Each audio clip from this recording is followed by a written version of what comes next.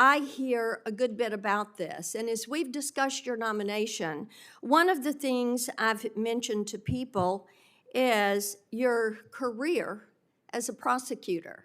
And you have touched on that some today. And you are bringing that insight of being a prosecutor to bear. And I do appreciate that. Now, one thing that I think is noteworthy, and in preparation for the hearing, I looked some of these numbers up. During President Trump's first term, violent crime in this country actually fell. Yes. It fell by 17%. And in the first 2 years of the Biden administration, it soared by 43%. This is crime that is taking place in all of our communities. We've seen a rise, whether it's California or Tennessee, we have seen a rise. So I want you to talk to Tennesseans, to Californians, to all Americans about what you're going to do to get this crime rate down in this country.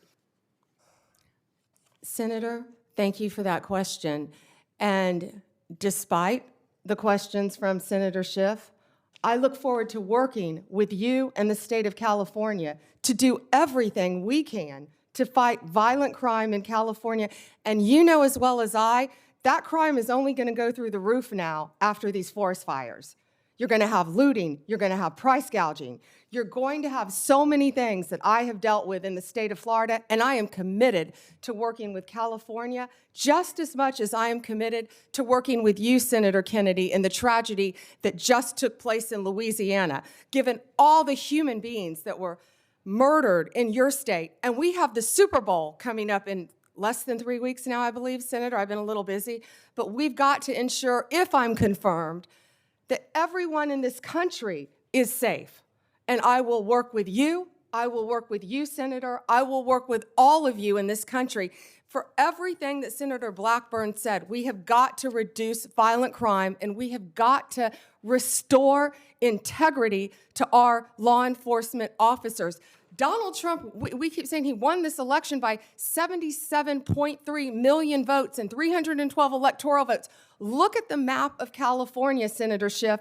It's bright red, the popular vote, for a reason. People want law and order. They want to be safe so they can go to take their children to school, so they can go to church, Senator Hawley. People want safe streets. Of course we care about our economy and what's happening in this world, but if we're not safe, none of that works. We have got to come together. We have got to work together to make America safe again, and that, in turn, will make America great again, and I don't know where that phrase has become a bad word, because I think that's a great one. Making America great again. Let me move on with you to something else that's about law and order, and that is Section 1507. Because making certain that our justices are protected is important, and we also, with our judges, Section 1507 makes illegal any protest outside of a judge's residence if the intent is to influence the judge's decision-making. And we have heard about the protest outside of justices' homes where they were shouting loud and clear things like, and I'm quoting some of that, "If you take away our choices, we will riot," end quote. Another one, "No privacy for us, no peace for you," end quote. In other words, if the justices did not vote to uphold Roe and Casey, the protesters would continue to harass them. Despite this clear violation of the law, Merrick Garland did not bring a single charge, not one single charge, under Section 1507. Will you commit to faithfully enforcing Section 1507 as Attorney General?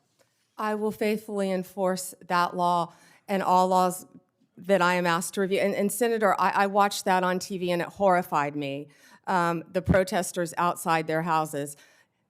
You can't do that for a reason, because our justices have to remain safe and unbiased and protected from threats, as do we all. But they do enjoy a special protection, and yes, that should be enforced.